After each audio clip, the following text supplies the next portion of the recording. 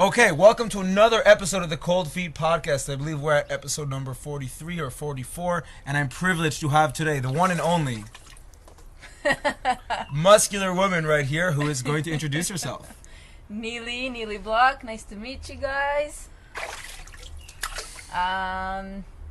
So it's a pleasure to be here. I'm super excited and stoked, and having, like I said, the whole deal between the ice bath and the sauna and the gym, everything. It's just like it's a dream. It's a dream for anyone.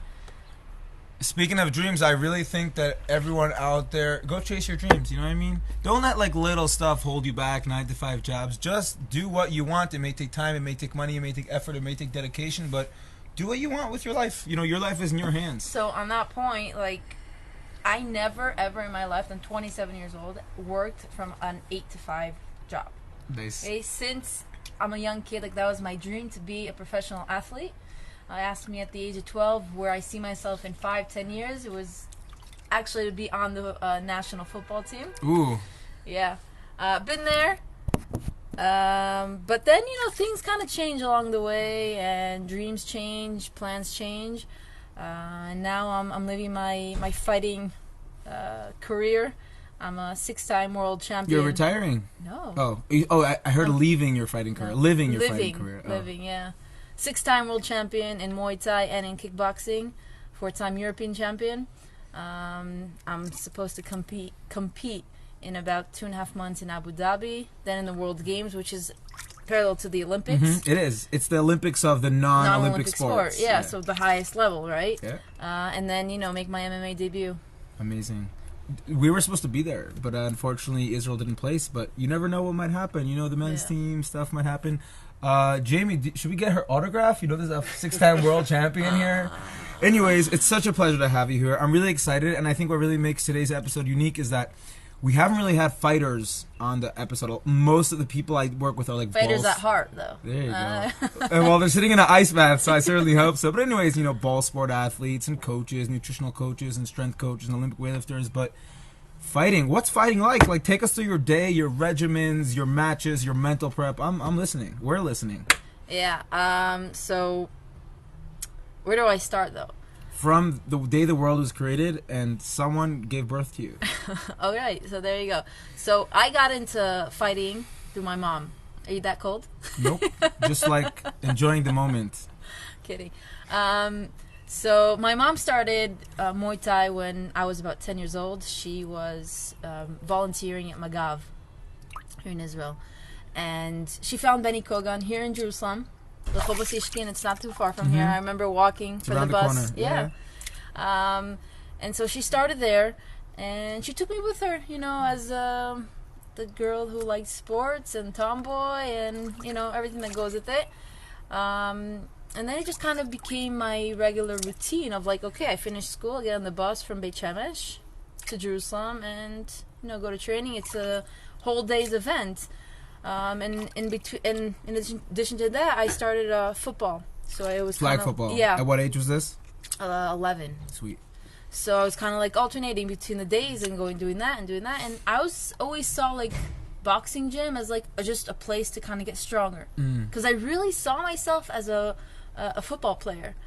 But I also played basketball, and I played baseball, Little League in Beit Shemesh, soccer, ballet. Did you grow up in Beit Shemesh? I grew up in Beit Shemesh. Are you Akiva's sister? Akiva Block? No. Not Akiva. Okay, Moshe no worries. Amia. We spoke of that. Yeah, no Moshe. Yeah. Yeah. Okay. The guy who... The parrot guy. Shout out to the parrot guy. Okay. So that's how it started. And when my army days kind of creeped up, I had to choose really what I'm doing as far as going into the army as a combat soldier, which was one of my biggest dreams as well.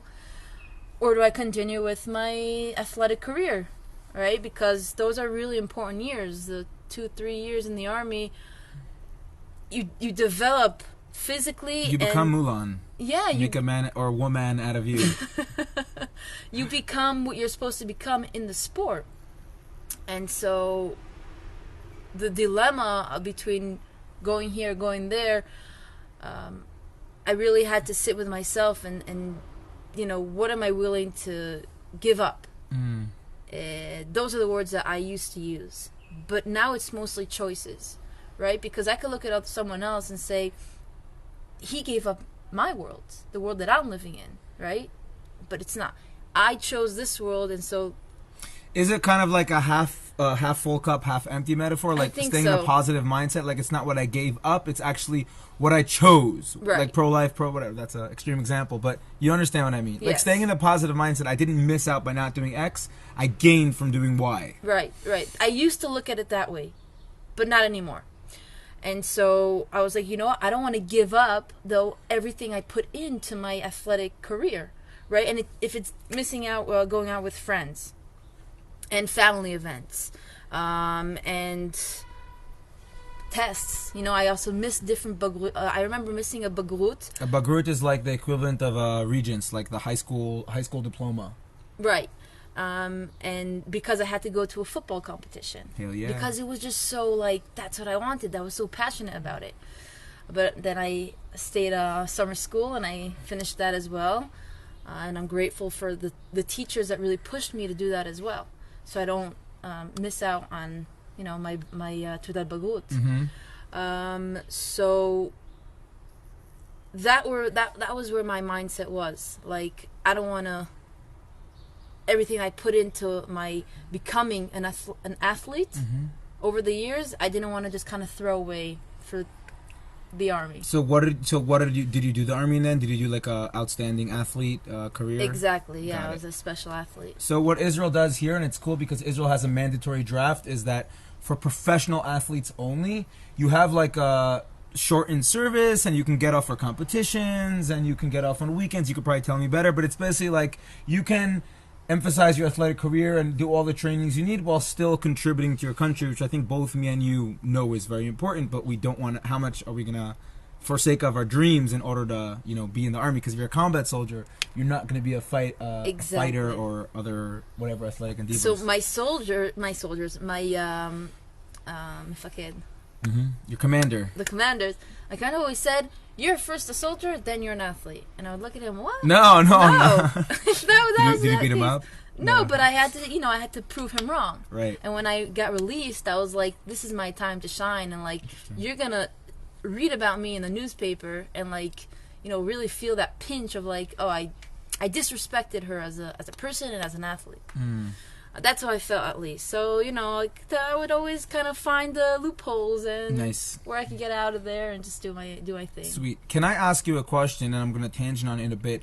What drove you less towards the ball sport career as a professional versus the fighter? And before you answer... You mean the other way around.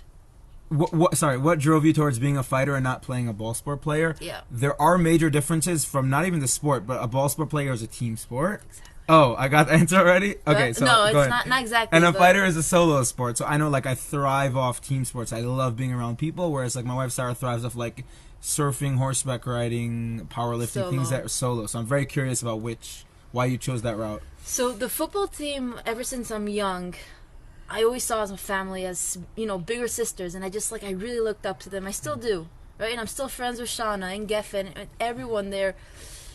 I really looked up to them. And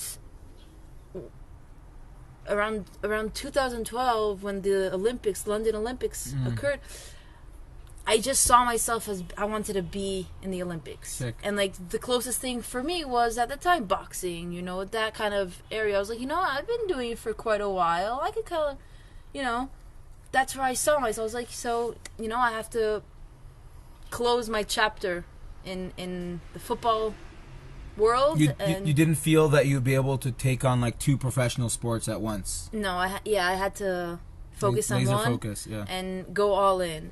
And I remember coming to Yona Mishan at the time. He was the head coach of the women's national team, which is where I work at the moment. Yeah. Right. And telling him about my dream, about what where I see myself, and he was like all for it, super supportive, and I think he was one of the first people really to kind of like let me go and spread my wings, because that time a lot of the players were kind of leaving, and like he didn't need players. He didn't want to see me leave, but he believed in me and my dream. He wanted what was best for you.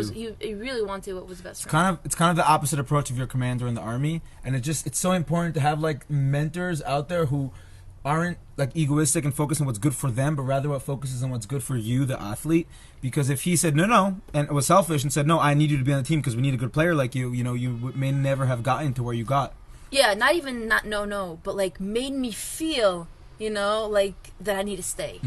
Like you said, putting those words of like, make me feel that they need me. So, oh man, maybe I shouldn't be leaving, and like guilt trip you. Like yeah. You can do it, but we really need you at Sundays. Right, exactly. It's kind of funky because last week we had a podcast with Mac and Delaney, who are on the women's national team, and they're also national lacrosse players, and they were saying how much they love the like I call it the multi-arsenal sport where they're playing professional lacrosse and professional flag football. But I think the difference is that their team Israel, which means they're relative. I mean, they played in Nationals America, I believe, too, but they're relatively stuck to one country. You're going international. You're going Olympics. And when someone's like an Olympian or has Olympic aspirations, they can't play two sports at once. And I'm saying this as a performance coach. Like, you need to laser focus on what's important to you, get to the highest possible. Playing at an Israel level, which is a national level, it's extremely high, is not the same as like reaching international level. So maybe you can get away with playing two sports if you keep it local or country local, as in the national team. But second you're shooting high, you gotta like. But then take it back to the solo sport, right? Individual and team sport. So it's they're coming from one team to another team, right? So it's like that mesh of things is very similar. And when I left the team, going to into an individual sport, I felt that loneliness. I was like, this is hard. Ooh. This is really hard, because there you felt that for the good and for the bad, because you succeed as a team, but you also fail as a team. Regardless of your individual abilities. That's the interesting part. Right. So I also felt like I was giving everything I got, and like people around a little less. Not showing up to practice, not being serious. I relate. So when I also was in the individual sport, there, my success is my success, my loss is on me, everything. And so I know that everything I give and do and choices and everything around it is on me. And so I can really manage it much better. Yeah. I felt that when I was playing tackle football, so my first year of tackle football and my second year of tackle football, I was like, if I'm playing, I'm going to be the best player on the team. I'm going to show up to every practice, never miss a practice. I'm going to put the extra work in. I'm going to show up to the optional practices. I'm going to call the guy and ask him to do more drills so I can get better. And I didn't feel that my efforts were being matched. And you show up to the game, and like 90% of the people aren't putting in those efforts. And I love team sports. I thrive off them. But it kind of made me feel like, is this really what I want? Do I want to be dependent on other people who are not putting in the same effort as me? And while I'm still a team sport player, I struggle with that. And the flip side of things with solo sports, I think you have to face your demons more. Yeah. Like suddenly you're alone, and it's like it's only on you, and you have to be super motivated. There's no one who's going to pick you up except your coach. You're going to be alone. And so where I'm at right now, it's not only Nili Block. We call it a Nili Block project, because I like it. We have many people around me that have a big influence and impact on how I'm going to succeed. Of course. Right? And infrastructure. It's the coach. Yeah. And it's the strength and performance coach. It's the doctors, and it's the physiotherapists, the masseuse, everyone around. And so as much as it's individual, but it's only me in the ring at the end of the day. Right? You're the one taking the hits to the face. Exactly. Or not, depending on the scenario. Just keep your distance. So it's really... It's funny because it's individual sport, but then it's like there's so many other people around that take part of it. Yeah, I totally relate. I found, and this is just like, it's not a statistic, but anyone out there, including our good boy Eitan, who's behind the camera. So he's a fighter as well, and I found. Or should I punch him? Yeah, after the podcast, he gave me a black eye because we got the cold to like reduce the swelling. We'll talk about that soon. Anyone out there who the conventional gymming, just like going to the gym, doing some squats, doesn't do it, I found they go to 3 paths. And this is a theory of mine. Okay. They go the ball sport path. It doesn't have to be strictly ball sports. It could be like ultimate frisbee, any sort of like, sport. Volleyball. Exactly, yeah, but that's a ball sport as well. I'm saying, but they go the ball sport path or similar. They go the fighting path, or they go the CrossFit path. These are people who I found who are like the flames in their body that drive them to move and exercise and work out. The regular path of life is not enough. They're like the extremists, and they'll usually find themselves in one of those 3 paths. What do you think about that? I agree. Yeah. I agree 100%, and it's also because it's a community. Yeah. That's what we want. We're social beings, right? I'm most of the time alone. I mean, I live alone in Tel Aviv, but we're social beings and we want to connect with people all the time. Yeah. So, like you said, the CrossFit path, ball sport path, or fighting path. And in fighting, you're physically connecting with people. Yeah. My question is like this, though. I am not a fighter. I think my experience in fighting is in the Army, Krav Maga, whatever we did in our unit. But with tackle football, let's say, or rugby, which are both, contact sports, and you make them home with a broken rib or a torn LCL or a fractured skull or whatever other injuries I've had. I didn't have a fractured skull yet, thank God. But the goal of the game is to get a touchdown. In flag football, the goal of the game is to get a touchdown. In baseball, the goal is to get a home run. In fighting, the goal is to beat the other guy and knock them unconscious, or until you're the expert here, right? Or until the judge decides that this person is no longer capable of fighting. Correct? What drives someone to step into those shoes? Like knowing that you're going to step into the ring and you're going to knock out the other guy or girl, or you're going to be knocked out or injured. I get that question a lot. Like, don't you feel bad for hitting the other girl? I wasn't asking that. I'm into when I sack the quarterback, I don't feel bad. I'm asking what drives you to step into a ring where every match your life to an extent is on the line. It's a thrilling. Jamie's nodding. He's like, yeah, that's what's up. If you haven't been in there, you just can't. It's something you can't explain. It's a thrilling experience of you just feel. You feel in control. You feel in control in your life, in your body, everything. What's the pre-match mentality? What does it look like? The day before, the hours before. What's your routines and rituals? Do you get nervous? Are you going to the ring, or are you no, I got this. 6-time world champion. Let's go. You're stepping into the gym and going over sparring. That's it? In a sense. Interesting. Do you believe that because you don't want to put yourself in a mental state of oh my gosh, everything's on the line. Oh my gosh, what's gonna happen if I don't win? Oh my gosh, everyone's expecting from me. Oh my gosh. No. Enjoy the moment. And execute everything you just worked on in the gym, and have your hands down, be playful. And obviously powerful when you need to be powerful, and mean and, sorry for my language, be a bitch. Yeah, hell yeah. But I have a video in 2018 in Mexico where we're in the clinch, right? Where I'm basically hugging my opponent, and I can knee and elbow, right? And I could also take her down, and I'm looking in the corner. So Benny, my coach, he's filming, and I'm in the clinch, and I kind of see Benny. You see me eyeing him and kind of winking at him. In the sense of I got this. You're enjoying. You're having fun. I'm having fun. I'm really able to think and not just go crazy. Oh my gosh, I gotta win. Oh my god, no. You're thinking, and you have a strategy for the fight. Every fight is strategic.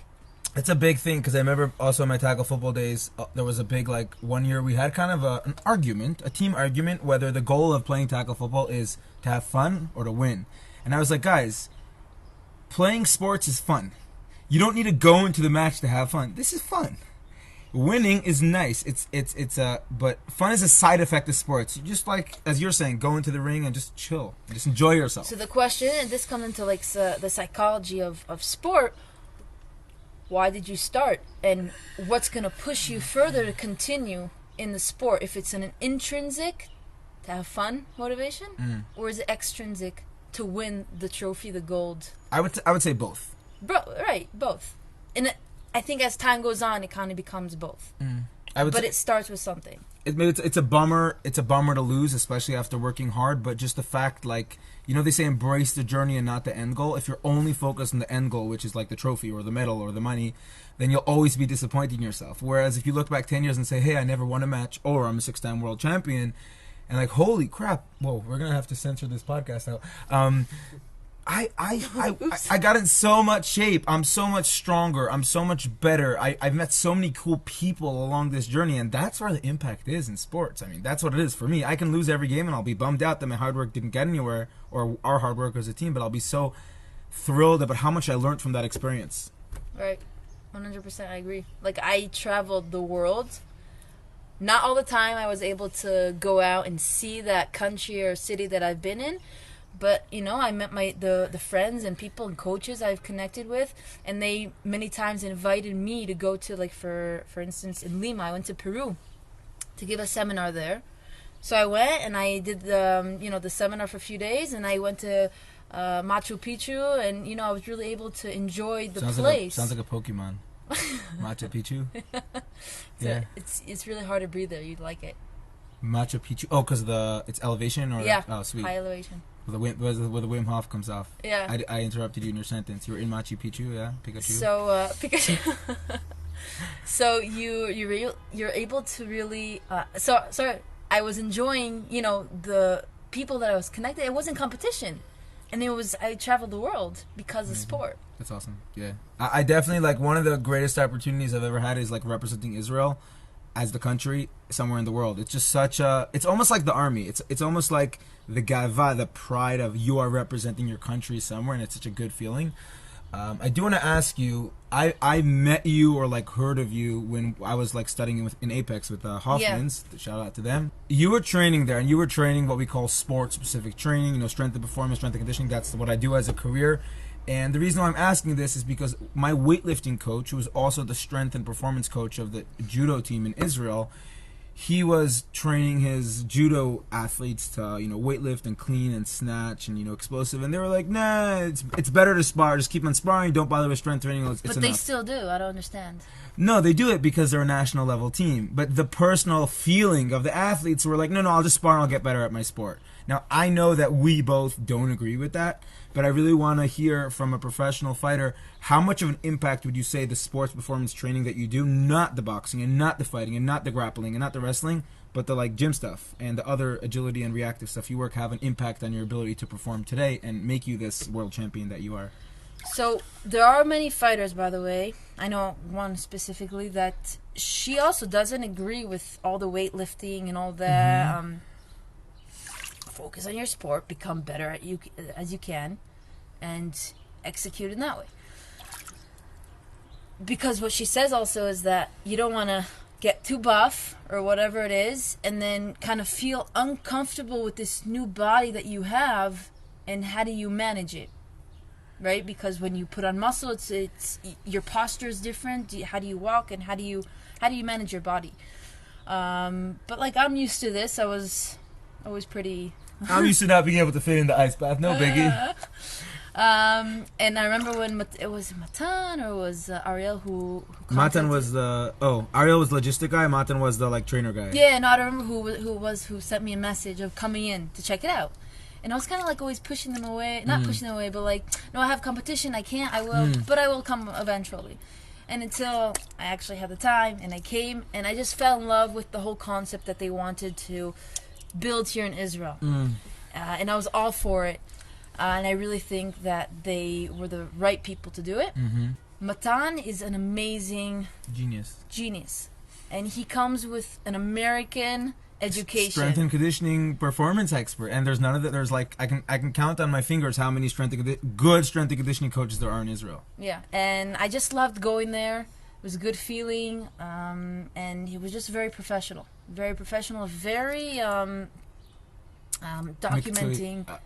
Tracking metrics. Tracking everything. That's how you do it. Yeah. Cool. Okay, so my real question is, though, once you started this sports-specific training, and for those who are, like, wondering what the hell are we talking about, there's, like, let's say I want to play tackle football, so I have to throw a ball, tackle people, pull flags if it's flag football, learn skills of tracking and defense and understanding schemes, and then there's, like, to be a tackle football player, I have to be strong, I have to be powerful, I have to be explosive, I have to be mobile, I have to be reactive. So all these skills can be worked on the field or in the gym. Usually in the gym is where it's at. But my question to you is, how much of an effect as a fighter would you give credit to the sports performance training that you were doing in the gym? Well, let's kind of separate two things here. First of all, I became world champion also before them. Correct. That's exactly why I'm asking the question. Okay. So we can clarify. So what I learned from him also is a lot of core work. How to work from my core. And how to stabilize myself.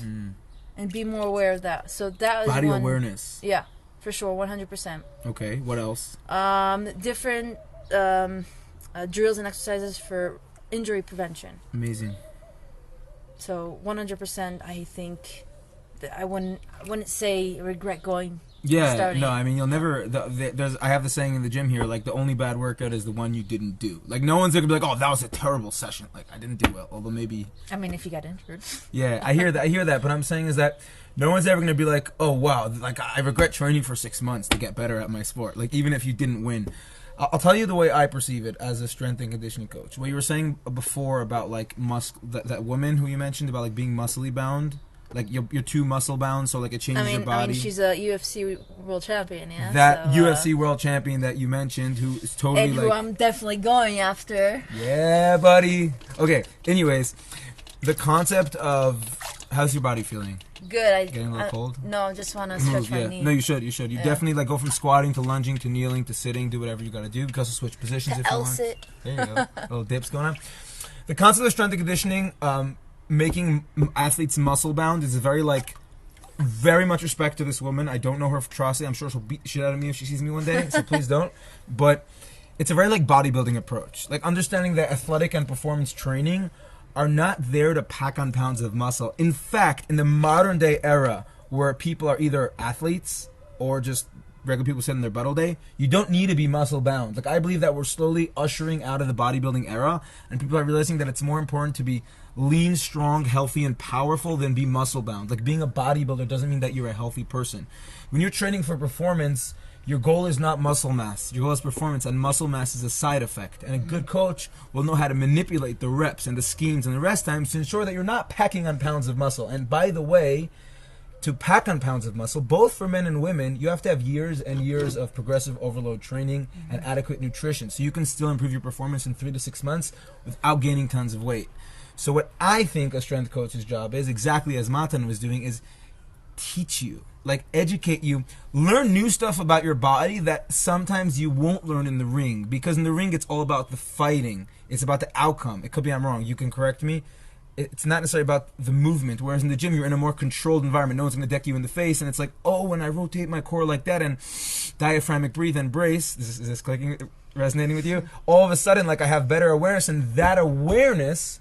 Coaches are movement educators. That awareness carries over to your sport without even realizing, because you suddenly know how to move better. And I think that's what strength coaches are, movement coaches. Does that make sense? Yeah, 100%. And now, after my injury, I'm working with Ori Zamil, and he comes from that world of movement. He's a physiotherapist. Sick. He trained a lot with Ido Portal. Amazing. And so all of his concepts and knowledge came from there, I think. Yeah.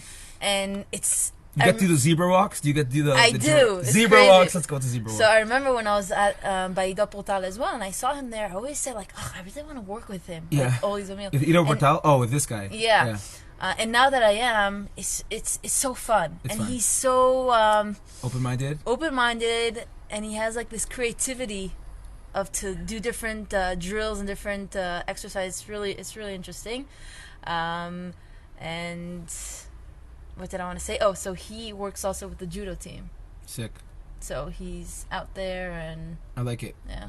I'm kind of torn, and I've did a whole podcast on this about the gym rat in me, the person who loves being in the gym and strength training hard and heavy and Olympic weightlifting heavy and beast moding and hiking 15 kilometers with a weighted vest and all the stuff I do. But the other part of me is just this holistic athlete who loves sitting on earth and walking barefoot and nature and exposure. So I've kind of found a balance both for myself, and as I've grown as a coach, I've found it for my athletes as well. Do you want to switch positions, or are you chilling? I'm okay. You're going? I've kind of found this balance between what, let's say, we'd call the Ido Portal movement style method versus gym ratting, and it kind of has to be, if you're a fighter or a ball sport player, contact sports, like football or rugby, you have to be strong and powerful. And people don't realize that. You have to be able to both absorb force, which is taking hits, and produce force, which is, giving the hits. And besides practicing your sport, the actual sport of fighting, going in the ring, the more strength and power I could build in the gym, the more potential I'm bringing to the ring and to the match. Yeah. Yes.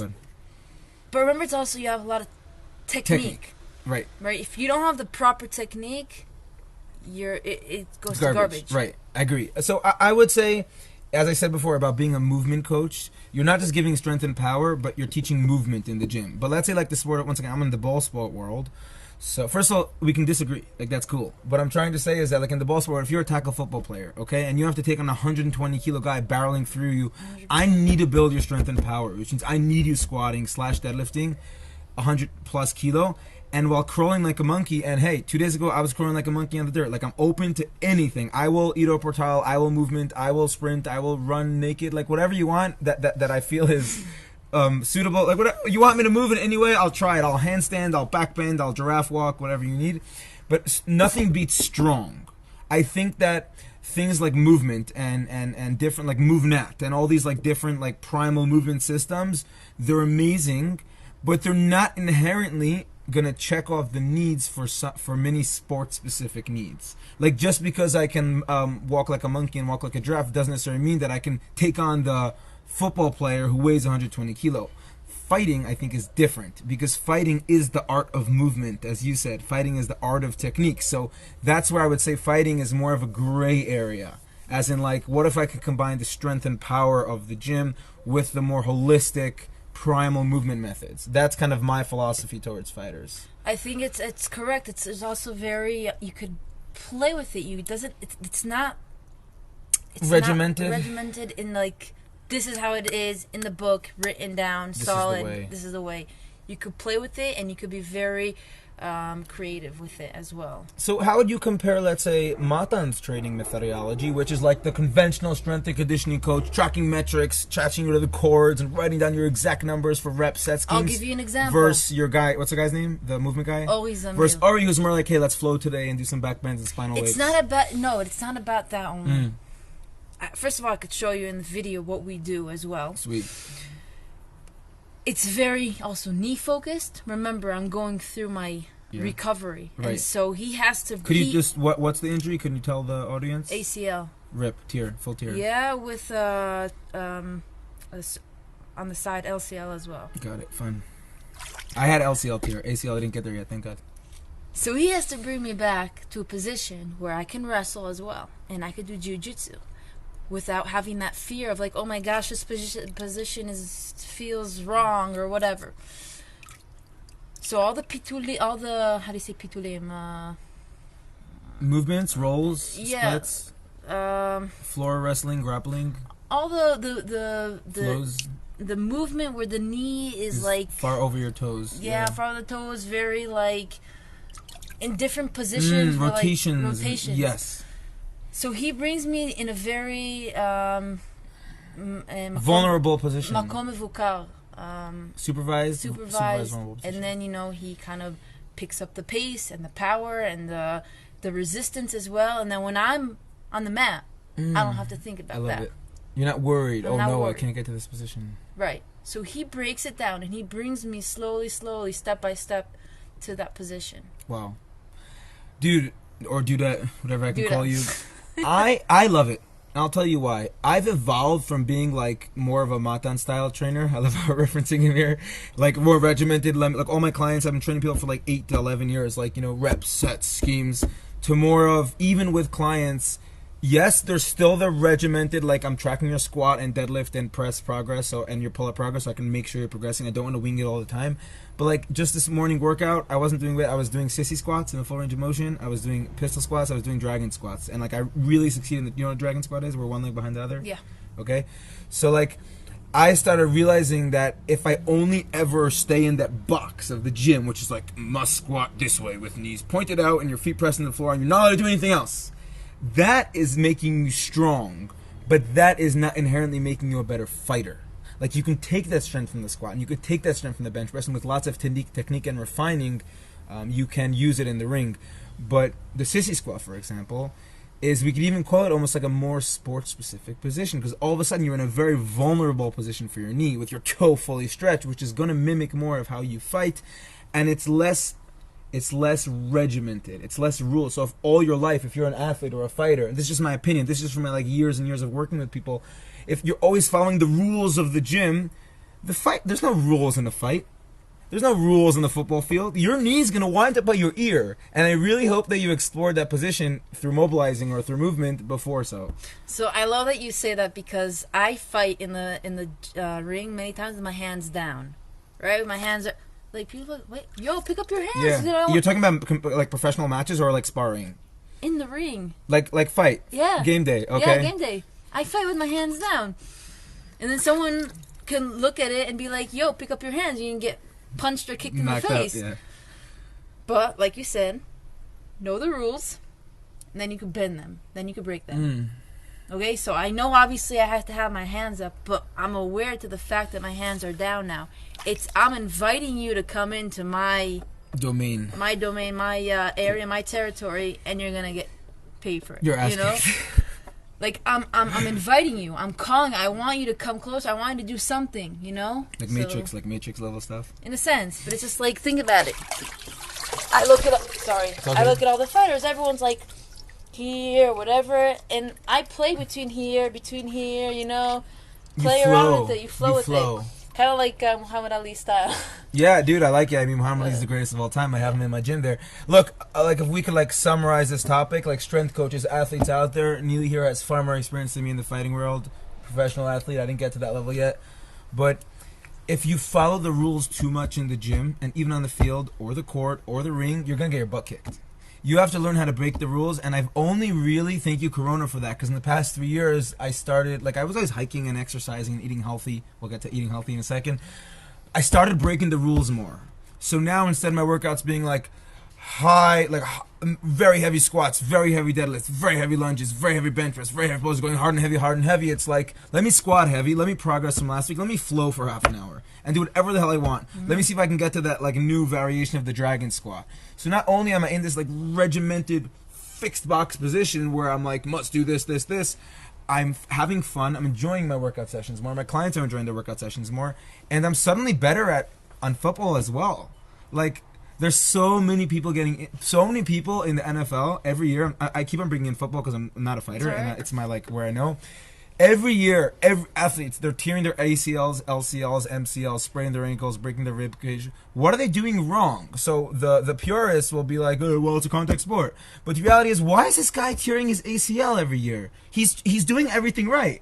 And like, he's not tearing his ACL on contact, he's tearing his ACL by changing direction. That's a no-no. And that means that maybe there's something wrong in the gym. Maybe the regimented squats, your knees are only ever slightly pushed out in a tight raised position, are not the only answer. Maybe we should be exploring the back bends and the spinal waves. But all respect to Ido Portal and the other movement practitioners out there, I think it goes hand in hand with strength training. 100%. You can't just like spinal wave, oh, now I'm going to get good at handstands. You can get your ass whooped. Yeah, what do you think about that? Like 100%. the blend, and you know, familiar with mobility training? Similar to mobility training, just moving your body in a full range of motion in a way that I really started like really regimentally incorporating that in my life. And like right now, I'm in like a squat-ish position. You're in like a knees over. You're in like a sissy squat position. Mobility matters. Like, if all strength athletes and coaches would start incorporating more mobility, they can usually check off injury prevention, range of motion, and really, really prevent injuries. Health and nutrition. The mic is yours. I'm going to shut my mouth a bit because I talk too much. So, yeah. That's all right. I'm a person who listens a lot. Nice, yeah. Go ahead.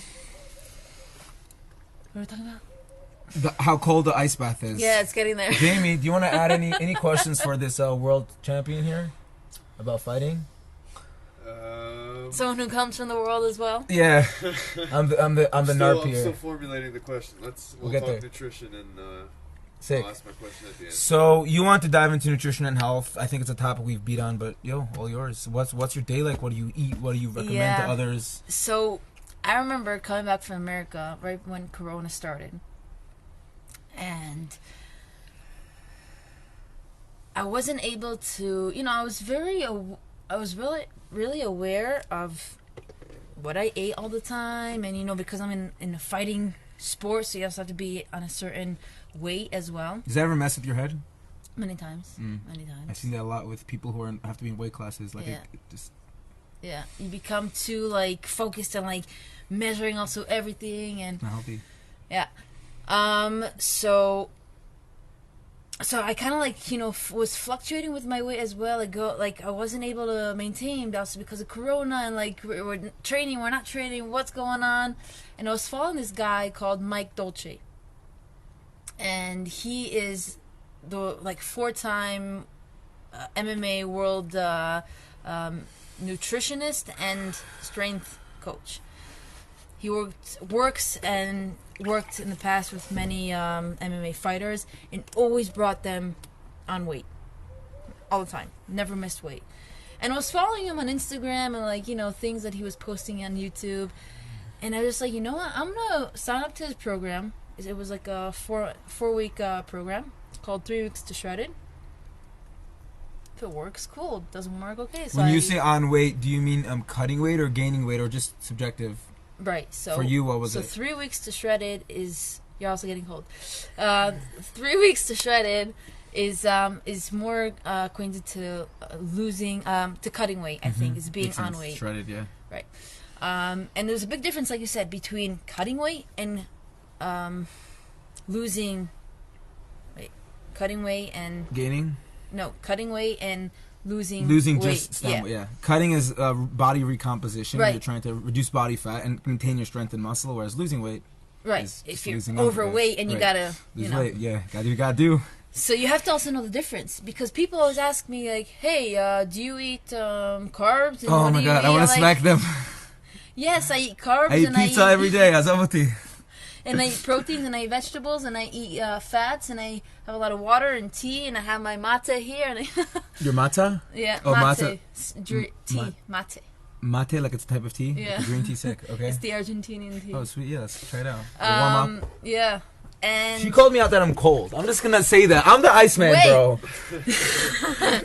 So basically, I did his program, and I'm like, hey, this actually works, you know? And I kept following him and everything. So now I'm working one-on-one with him online, and, you know, after my injury and everything, and I went up on muscle mass, I'm 66 and a half. I have to get back to my normal weight because I have competition and because whatever. So I'm working with him, and, you know, and it's working right now. Just eat whole foods, you know, don't really count your calories. Don't count calories, don't count macros, no tracking? No, macros, the macros are more important. Macros right now, not so much. You're trying to gain weight? No, I'm trying to go down. You're trying to get leaner. Get leaner. Basically, but you gotta eat whole foods, you know, and it's good whole carbs. Don't eat processed. Yeah. And if it's quinoa and it's rice, potato, sweet potato. Yeah, I'm getting hungry. Yeah, buckwheat, all that, and protein and fats, everything. You know, kind of touch upon everything. Yeah. And spread it for 4 or 5 meals a day. You're all good. Right. You don't need to do much more than that. Yeah. And get in your activity and your training. I love the simplicity. Simplicity is key. I think we live in an overcomplicated world. But that's a way for people to make money. They're always looking to switch it up just a bit, just to make, you know. Right. I mean, honestly, in this day and age, it's not just nutrition, but also in training. Everyone's like, this new method and this new gadget. And also in nutrition, like I know our boy Eitan here, he's a big fan of like a carnivore style of diet, of eating lots of like, you know, meats, and I think that's so important. Like I have cow brain sitting in the fridge for us post ice bath. That sounds good. And yeah, it's yummy. But anyways, like I'm all for eating the primal organic meats, but just because you sell cod liver oil or whatever you sell, don't bash vegetables. Vegetables are great. So like stop trying to sell your stuff and be like, oh, you must eat my way, you're gonna turn into a potato or a sweet potato. But like simple works. My question to you though is his methodology. So he's not counting calories, which I think is awesome. As time progresses, and you have to make weight in 1 month, in 2 months, so it gets more meticulous. Then you start, you know, changing and tweaking it up, and like very specific for you. But he's counting macronutrients like protein, carbs, fats. Not really, no. So he's looking at the quality of the food. Quality of food. I like that. Okay, so and that will bring you down to a certain degree. Correct. Absolutely. And when you get to the timing is also super important. You know, and as time goes on, and I'm 1 month, 1.5 months away, that's gonna be, you know, money time. Yeah. If I could be the science guy here, so when it comes to nutrition, it is simple. There's the calorie game, there's the macronutrient game, there's the micronutrient game. The calorie counting is not really beneficial because, I'm eating 1,500 calories a day of cotton candy all day, but I'm not giving my body any quality food. I'm sleeping like shit. I'm not pooping properly. Like, health is not just what I eat. It's how am I sleeping, how am I recovering, how am I feeling, how's my skin doing, how's my hair doing, how's my performance, am I motivated to wake up in the morning?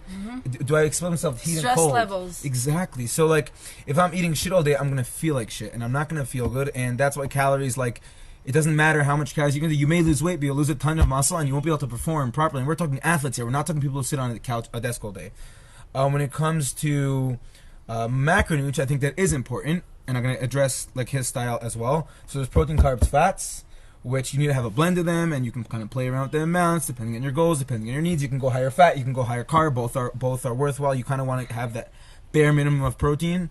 Not bare minimum. You don't have plenty of protein, but unfortunately, like the modern day, what is it? Jamie, can you check the American FDA regulations for a second? So there's like the bare minimum of protein that you need for like the American. You need like 50 grams of protein a day, but even someone who like sits in his bed all day and doesn't do anything needs like 120 grams, for example, depending on their weight. Whereas like athletes, your BMR. Yeah. Whereas athletes, depending on how active they are, could need like 1.5 per kilo all the way up to 2.2 per kilo, and there's like clinical research on this. So the more protein you eat, usually the better. And then there's the micronutrients, which I think has been neglected. And once again, I'm going to blame the bodybuilding world for that. This same bodybuilding world that said, like, we have to be muscly, that's what healthy is. They started saying your ability to perform. Yes, Jamie? I just want to point out that on a quick Google search, the Center for Disease Control says that for an adult man, 56 grams of protein daily is enough. Right. And that's ridiculous. That's ridiculous because that's not, and this is, I can prove this in science, maybe I'll link it below. That's not even the bare minimum amount of protein for someone who sits on their couch 24 hours. No physical activity that doesn't support proper brain function, skin regeneration, or hair growth. So forget about muscle and bone system, but if you want to be like functioning properly, you got to be eating double that. And I'm not talking about guys like Jamie, Eitan, me, or Nili, or any other athletes or gym goers. You might need like triple that or quadruple that. And like, but back to the bodybuilding world. So they turned health not into like how do I feel, but how do I look? Like, do I have the 10-pack? Do I have the 6-pack? If not, I'm not healthy. And because they started obsessing about the macronutrients, like, you know the concept of if it fits your macros? Like, I can eat the cheeseburger because it has 20 grams of fat, 30 grams of protein, and 50 grams of carbs. And I can eat, and then I'll just supplement with 3 protein shakes. That's where keto comes into, and that's where the intermittent fasting comes into play. It's like just phases of stupidity. And whoever made it up or came up with it, they don't even follow it. Yeah, it's true, yeah. I mean, they do it all the time. You see, like, influencers not following what they promote. What I'm trying to say is that, like, just because you're eating macros, and in theory, it could be the macronutrients are allowing you to get to that composition you want, and you're lean. Are you healthy? Are you eating processed shit, or are you eating quality foods? And, like, something I've made a change in my life, and I'm really feeling a difference in the past 2 years. Thank you, Corona, again, for, like, making me change the way I perceive the world around me. We switched to organic eggs.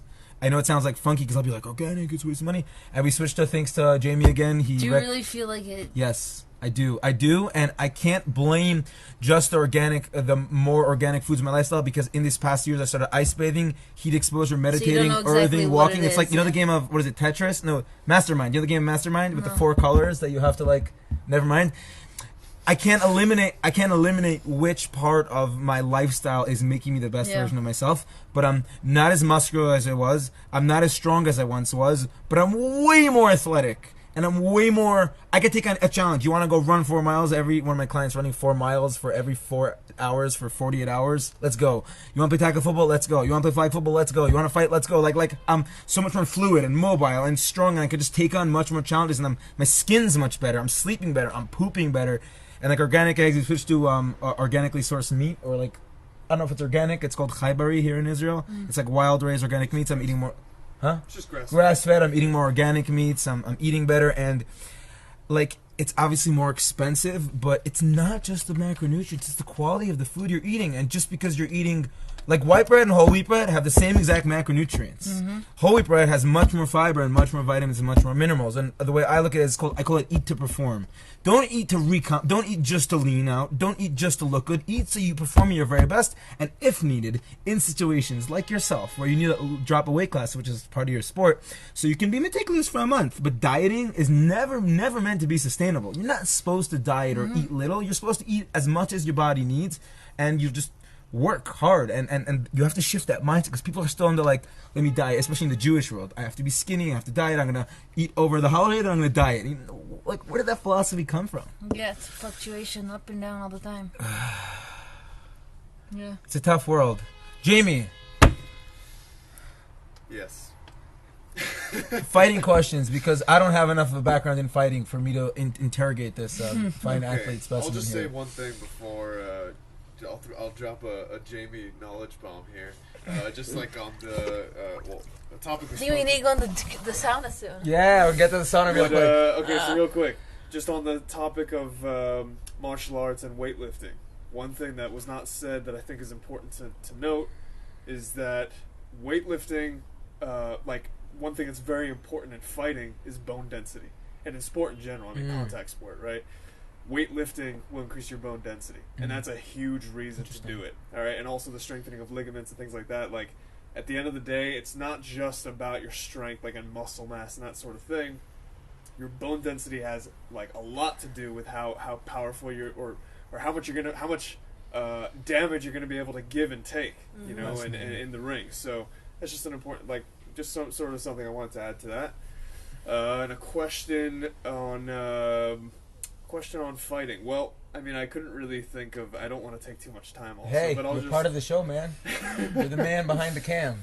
One thing that I've always seen as a bit of a problem in my own training. I'm not a professional fighter. I'm what you call a hobbyist plus. You know, I've been doing it for years since I was a kid, but I never really... a good sparring partner to prepare the fighters. Yeah. You guys want to spar? Yeah, exactly. I would love to, honestly. It would be a pleasure, but I mean, you know, that's kind of my where I've been at. But one thing I've always found to be a bit difficult, and I imagine for a professional fighter it's even more so because your training is even more strenuous, is balancing between, especially grappling training, so like jiu-jitsu and wrestling, and your weightlifting and the recovery that needs to take place in between those sessions. Even in a Muay Thai session where you're you know, getting kicks to, you know, eating leg kicks and that sort of thing, and then you need to do squats the next day, right, or whatever, that sort of thing. How do you balance, you know, on a week by week basis, all your strength training and, you know, and mobility stuff and all that with your fight training? And of course, you know, I know that, okay, you need to be having your protein and your sleep and all the things that we discussed, but is there, you know, some kind of other method in your regiment that, you know, by which you navigate that Allows you to become superhuman. So right now, because I didn't go back to jiu-jitsu yet. Wrestling also in the last few weeks, just a little bit, because everything on my knee, everything we have to do it the most cautious way we can, because we don't want to take another year off. Yeah. So right now I'm only like doing mostly Muay Thai with Benny, and really bringing things back, the knee-brain connection, and Itzbi, Marichet Itzbit. The nervous system. The nervous system, right? Because a lot of things were shut down going through the surgery, and I have to bring them back. I have to relive, make them alive again. So we're doing that, and as time goes on, get back into wrestling. You know, we're gonna just write down the program and where I go, when, what time, and you know, and I the strengthening right now, I really want to get back to work with Matan, but he's in high tech, so. Oh yeah, Ariel mentioned that. I wanna, if I can also add some wisdom to both of these distinguished guests. So two things. First of all, it is important to understand, and there was a strength and conditioning coach of a soccer team, I think in England or Belgium, I don't remember where, somewhere in the European side of things, where he got really into strength training and weightlifting, and he started like weightlifting really hard and really heavy with his soccer players. And the soccer players got to the match. No, they didn't get injured, but they weren't good at soccer anymore. Oh, yeah. They made them fantastic weightlifters. Great, they're strong and powerful. I don't need my soccer players to be clean and jerking 500 kilo or 150 kilo. Right. I want to be strong and powerful. And whenever I set that line of this is strong and powerful enough, it kind of can be maintained. So the way I look at it, and like working with athletes constantly, there's the concept of periodization, which is like if I have a match in a year's time. Now I have a year's time. It's a long ass time. These 3 to 6 months, rehab, mobility, joint, bone density, strength and power training. But like I'm still gonna be sparring. I'm still gonna be sports specific training.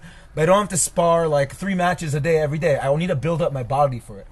As I slowly start getting closer and closer to my competition, whether it's a football season or a sparring match or whatever it is, or an Olympic weightlifting, then I'm slowly going to start putting everything else not on back burner, but I'm going to maintain it. So if I was strength training in the gym 4 to 6 times a week, now I'm going to drop it to 3 to 2 and then start sparring more. And then as I get closer and closer to the match, I never want to ditch it, because if I just ditch strength training completely, which many athletes do on season, which is silly in my opinion, you're losing your strength literally after a couple weeks of taking off.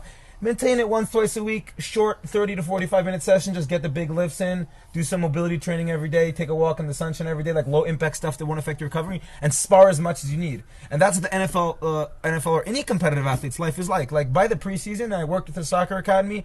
They had soccer practice in the morning, a weight gym session in the afternoon, soccer practice in the evening. The next day, weight gym in the morning, soccer practice in the evening, sprint work with me in the evening. And you don't have to overload that until you get to the closest possible. But the bone density has to be built somewhere. And if you're sitting on a couch all day, you're not going to build your bone density. Yeah. Any final thoughts or any inspirational things you'd like to share with our audience? I'm cold. That's okay. Yeah, get your ice bath and then get your sauna. Yeah, we're getting the sauna. Can I see one more question? Yeah. No, you first. Go ahead. I was just gonna say that, like, when I started like in cold yeah, showers. Chilling. Yeah. Do your cold shower. It's okay. Get Cold out of shower, your man. comfort zone. That's super important. Comfort zone. We didn't speak of the Comfort zone. Okay. I saw 3 weeks ago, it was like the coldest day of the year, and it was like raining and snowing and hailing, and I decided it was a great idea to go for like a 5-kilometer walk in the snow. So after like 1.5 kilometers, I'm like, okay, that was fun. I think I'm gonna give my feet a break, because I really like listened to my body and realized that my feet would like get frostbite if I continued. But as I was walking outside, and even like yesterday when it was like raining lightly, you see people, they're like, it's like raining, it's not hailing, it's not snowing, and they're like, and I'm like, I don't get it. Don't you get a shower? Like, you purposely expose yourselves to water every day, but you can't go in the rain for a second. So I think Nili posted somewhere like of walking barefoot in the rain. I'm like, this girl's on my podcast. So leave your comfort zone. Take it away. Yeah. So there was this one night. It was raining in Tel Aviv. Comfort I zone. literally it was that shirt. Sick. My tank top, shorts, flip flops. I'm walking out in the rain and just like, I didn't do an ice bath that week. I was like, you know what? This is my cold exposure. I'm not gonna put on clothes to get wet and then hang them in my room. So and also like boots and all that. I haven't gotten in years. I was just like, why do I need to go outside in the rain, have my sneakers or my boots all wet and dirty, and then like have that and wash that? What? That makes no sense. I'm gonna walk out in my barefoot or in my flip flops. Barefoot for life. See, well, fighters do fight barefoot, but Yeah. yeah. I mean, like, first of all, cold. There's 3 types of cold exposure. There's what we call a cold plunge, which is what we're in now. There's cold exposure, which is more like the waterfall effect, like cold passing your body. It's not the same effect as cold plunge. It's slightly different. A cold shower you can do after strength training. A cold plunge you shouldn't. And then there's cold air exposure. Walking outside in the winter is almost as beneficial from the increased norepinephrine. I'm just making up the hormone name now, and the dopamine, norepinephrine. Thank you. And the dopamine and the serotonin and like the recovery aspects and the fat and the boosted metabolism. You can achieve that by walking in your summer clothes for 10-15 minutes in a cold day. So like, amazing. Go outside more. Like, just leave your comfort zone. We live in this era of temperature regulation, of heaters and air conditioners. I think it helps you. It'll help you get a bigger picture of your life and like accepting and different situations in your life. Right? Yeah. Putting yourself out there, intentionally in that uncomfortable position. And then when you are in an uncomfortable, whatever mental state you are, or in a situation with friends or family, you're able to really breathe in and just let it go. Like the army taught me that. The army really taught me like I was doing a masal, like this weighted rock, and there was like water up to our knees, and we're soaked to the bone. There's like 50 kilo on our back, and it's really 100 kilo because it's soaking wet and soaked with water. You're just like, I don't care anymore.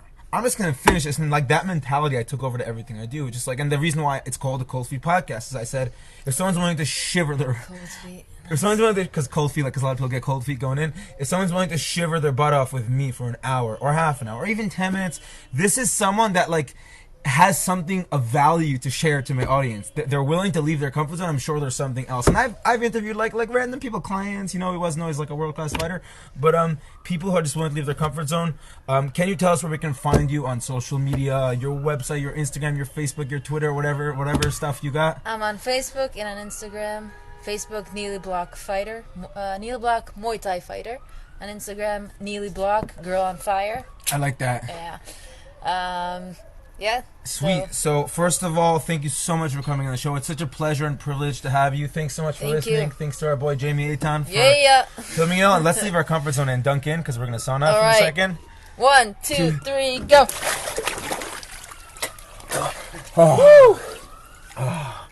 Sauna time? Yeah. All right. I want to.